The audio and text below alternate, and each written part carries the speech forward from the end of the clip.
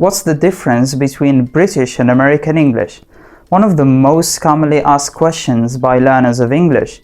And in today's video, I'm gonna help you understand, or let's say, I'm gonna help you differentiate between British and American English. I'm gonna talk about vocabulary, spelling, and grammar. So let's get started. The most noticeable difference between British and American English is vocabulary. For example, in the UK they say trainers, in the US, sneakers. More examples: postbox, mailbox, biscuit, cookie, football, soccer, car park, parking lot, nappy, diaper, pavement, sidewalk, rubber, eraser, underground train, subway, trousers, pants, flat, apartment, lorry, truck, holiday, vacation, jumper, sweater, chips, French fries, crisps, chips. British and American English have some spelling differences as well. So let's take a look at some of the common ones. British English words ending in O-U-R usually end in O-R in American English. For example, color, flavor, humor, neighbor. In British spelling, L is doubled in verbs ending in a vowel plus L. In American English, the L is not doubled. For example, traveled, cancelled, equaled.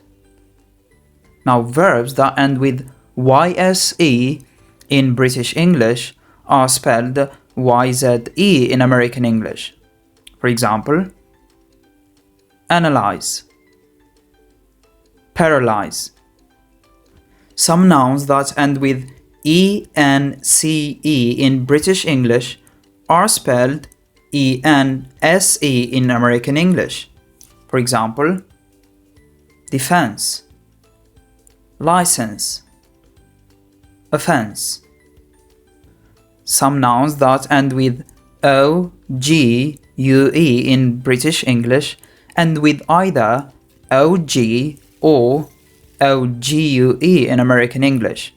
For example, analog, dialog.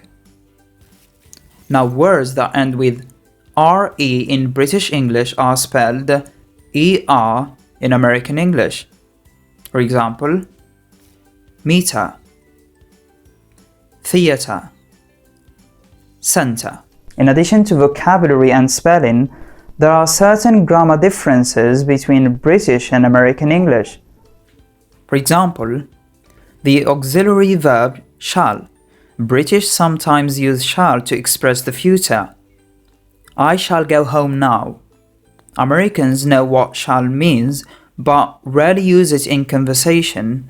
It seems very formal.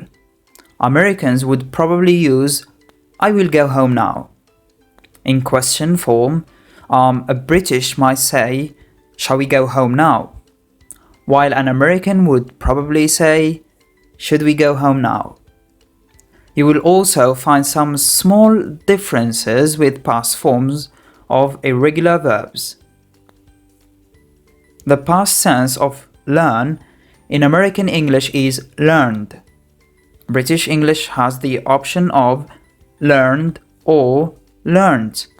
The same rules applies to dreamed and dreamt, burned and burnt. So Americans tend to use the ed ending, British tend to use the t ending. There are also some differences regarding the use of preposition. For example, I'm going to a party on the weekend. In the US, I'm going to a party on the weekend.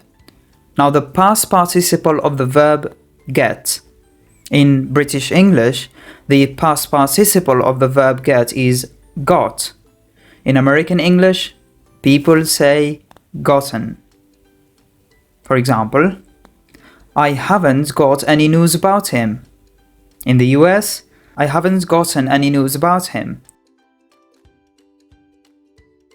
While there may be certain differences between British and American English, the key takeaway here is that they have more similarities. Accidentally using one instead of the other won't automatically lead to miscommunication. British and American people understand each other. They communicate with each other without too much difficulty.